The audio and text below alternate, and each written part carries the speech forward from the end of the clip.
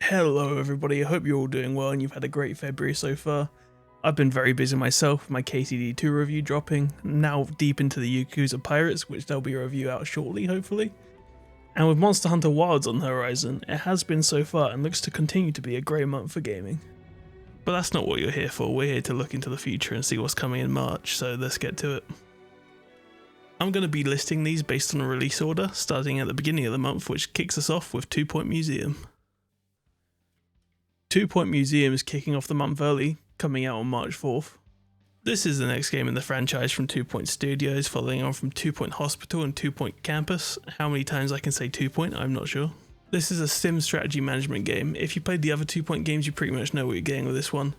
The point of this game is basically to renovate or build new museums, set to certain specifications and challenges with the restrictions you're given.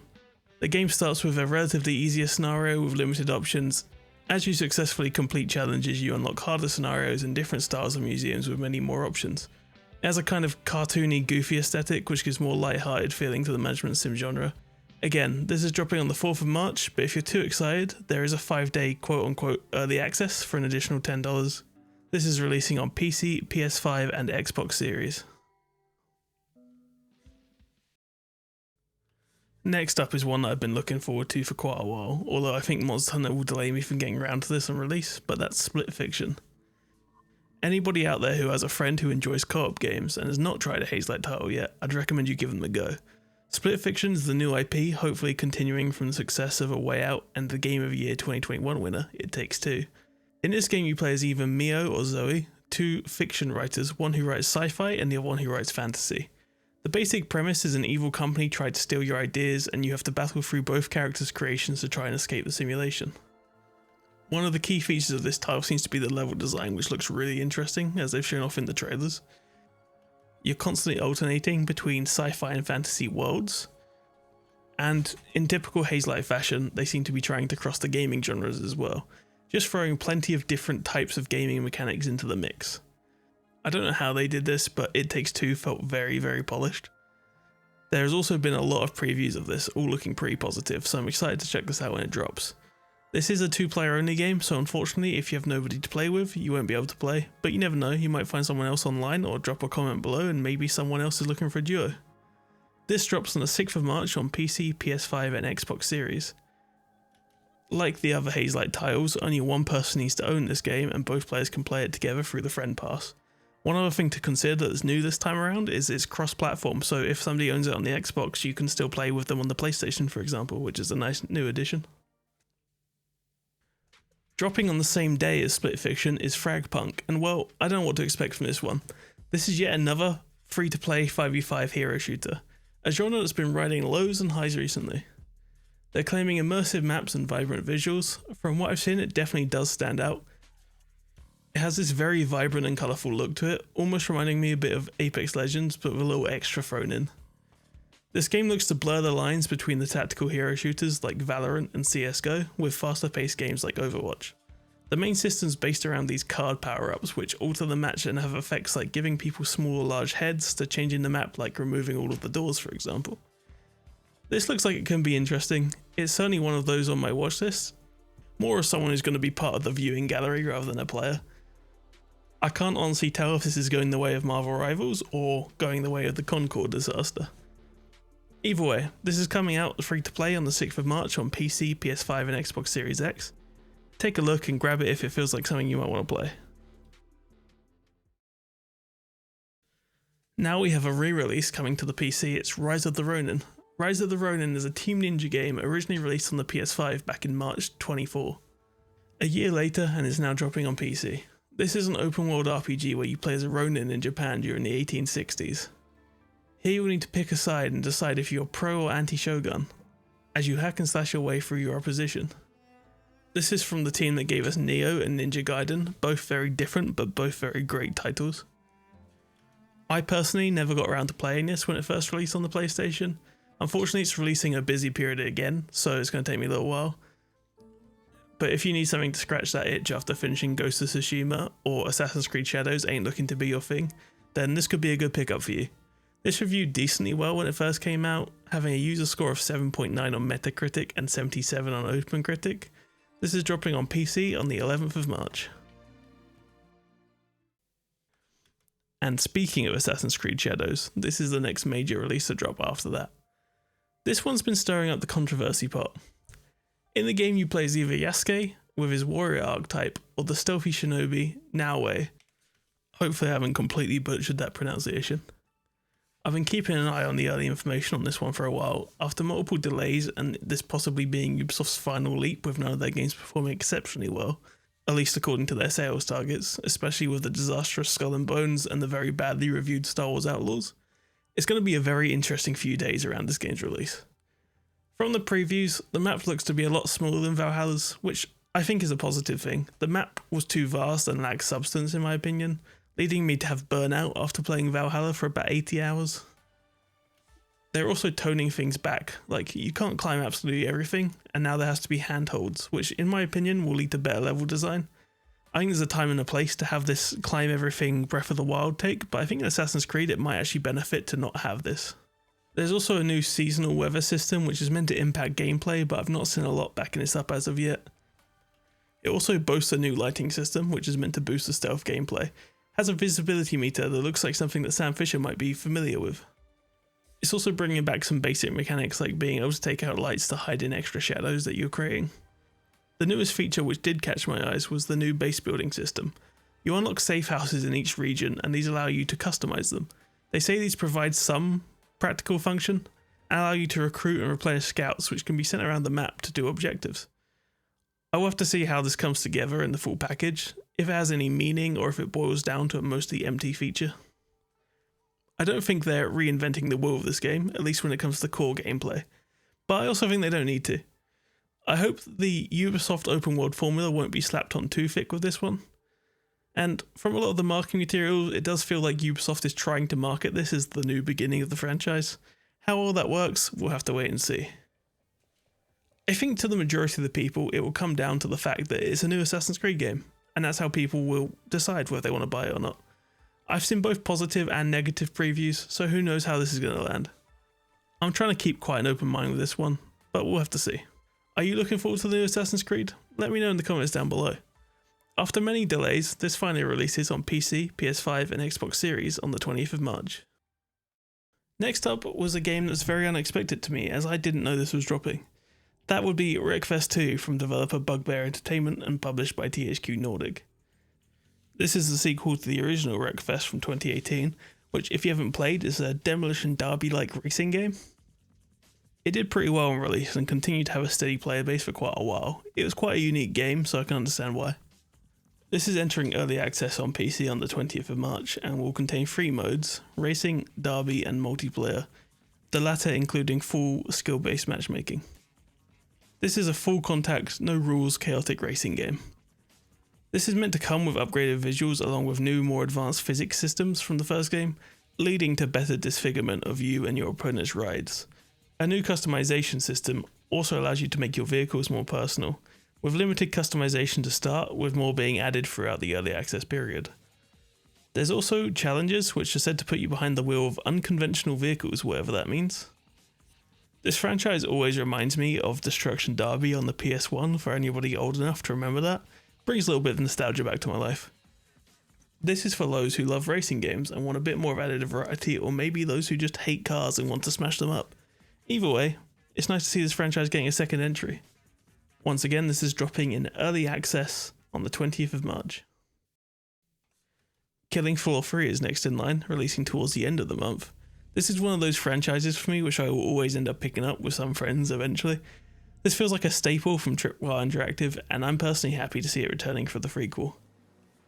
It's the age-old formula of man meets zombie, man kills zombie, more zombies come, and they keep getting stronger. This horde shooter is just fun and chaotic, with unique designs for special variants of Zeds, as they call them. With additional weapon customization in the original games and improved new AI, this is looking to be a welcome upgrade for those who maybe have burnt out on Killing Floor 2. They've also upgraded what they call the meat system, which is basically their dismemberment physics. I will be picking up this one for myself whenever I need a break from any game I'm playing. This will release on the 25th of March on PC, PS5 and Xbox Series X. As we get towards the end of the month, we have some very interesting titles that are grabbing my attention at least. The first of them is Atomfall, a brand new IP from Rebellion Studios. This is the team that's brought us a lot of Sniper Elite titles, alongside some other titles like Strange Brigade and the Evil Genius reboot, which came out a few years back now. I had to fact check that myself because I could not believe that came out almost 3 years ago. In Atomfall, a nuclear disaster has left the area of the Lake District in northern England in disarray. Set in 1962, it is your job to explore the quarantine zone and uncover what's being hidden. In this survival action mystery game, you'll be scavenging, crafting, and fighting government agencies alongside various cults. This is something new from that team and looks very promising. It looks to blend the standard survival elements like scavenging and crafting with RPG elements on top of that. There's a lot of cool design elements that went into this one, from crazy citizens that remind me of something akin to We Happy Few, to awesome looking steam robots patrolling the towns and bunkers. They've made it clear this isn't Rebellion's Fallout or anything like that, which honestly was my impression when I first saw this game, but it's more unique than that. The big selling point of this game is its unique setting and art style, as well as all the mysteries and plots there are to unravel. From cultists and their mystical beliefs, to exploring government nuclear test bunkers to find out the horrors hidden within. This has successfully grabbed my attention, so I will be checking out this one and hopefully doing a review on it. This is releasing on the 27th of March with a deluxe edition coming with 3 days early access, and is coming to PC, PS4, PS5, Xbox One and Xbox Series. Really everything apart from Switch, but maybe one day. The next game that caught my attention releasing also at the end of the month is the first Berserker Khazan. This is a new IP coming out this month from the devs at Neopol, who for me is the first game from them that I've looked at, but they have made the Dungeon Fighter franchise in the past. The first Berserker is a Souls-like which rocks a cel-shaded anime art style, which I loved the second I watched it at the announcement. I mean, just look at this. In this game you'll be playing as Khazan, a war general turned prisoner convicted of treason, being freed by the Blade Phantom, who is actively trying to take over Khazan, as he is forced to fight through numerous enemies and find a way to fight off the Blade Phantom before he is turned. This game follows the Souls-like formula we've all come to love. Stamina, dodging, and limited health items. It uses a similar stamina system to that seen in Nioh and Sekiro, where blocking many attacks leads to exhaustion and can be used to whittle down enemies' total stamina pools, leaving them open for more attacks. This game uses 3 different weapon types with dual wield, greatsword, and spears, each one having its own playstyle and skill tree, but you can switch between them on the fly. Khazan is also voiced by Ben Starr, which for me is a big plus. I loved his job with Clive in FF16, and it will be great to hear more from him.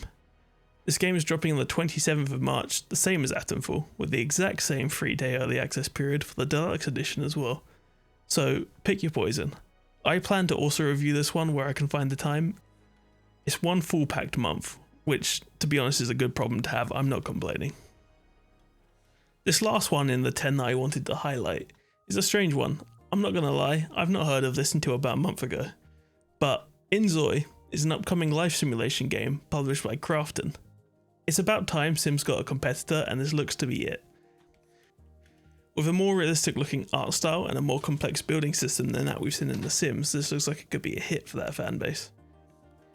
With tons of assets and customization options not only in the furnishings of your buildings but also your Zois, which is the name they've given all their characters, but also customization of the actual city they live in. They're claiming a complete city simulation with each individual character having fully simulated lives and stories. It comes packed with features that would normally be sold in DLC expansions for The Sims, and while it's not personally for me, I imagine there's a whole player base of people who have been looking forward to something like this to enter the market. The question is, are they willing to part from the game they've bought thousands of dollars of DLC packs in, as well as will Inzoi live up to the claims that it's making? It does seem to lean a lot into AI by having features like using AI to help generate designs for rooms or generate textures for an item, like bedding for example, which can come with its own list of controversies based on what the AI is trained off. There's also the ability to take photos of real-world objects and use the in-game AI to turn these into 3D models to use in the game. This all sounds great for the people that are into this, but it does leave me wondering how they're going to monetize this going forward. Either way, I'll be keeping an eye on this one from the sideline. I'm not going to play it myself, but I'm curious on how it's going to be performing. This will be releasing on PC in early access on the 28th of March. Now, I wanted to add a bonus pick as kind of an indie spotlight, and for this indie spotlight I've chosen Wonder Stop. This title is directed by Davey Reedon and his team at Ivy Road, mostly known for the Stanley Parable, and if you've not played it I would definitely recommend. Wonder Stop seems to be on the surface a very different direction. You play as Alta, who is a former tournament warrior who's quit after being traumatized in the arena. As she is unable to recover, she seeks help, but each time she tries to push on, she fails. After this, she's convinced to help run a tea shop as the owner suggests it heals the soul and body. David has said that his reasoning behind making this game is because of the burnout he experienced making other games and decided he wanted to make a cozy game to step back a bit. This game is built from the feeling of burnout. Unlike other cozy games though, it tells a uncomfortable story from the perspective of a negative-minded protagonist. The main mechanics are simple: take care of the tea shop, help growing and maintaining the area around, and completing quests for local NPCs. Me personally, I'm not a cozy gamer, but I think this can be a very intriguing story, especially built around the idea of burnout, as I think it's something a lot of people in the modern day suffer from. This is also coming from someone with a great track record of previous games, so I'm excited to see the reception from people who do decide to jump into this one. I will likely not be covering this one on my channel however, as my schedule is unironically packed with games to cover, as well as my standard 9 to 5 outside of this. But give it a year and maybe the burnout will get to me, and this might just be what I need. Either way, that's the end of the video.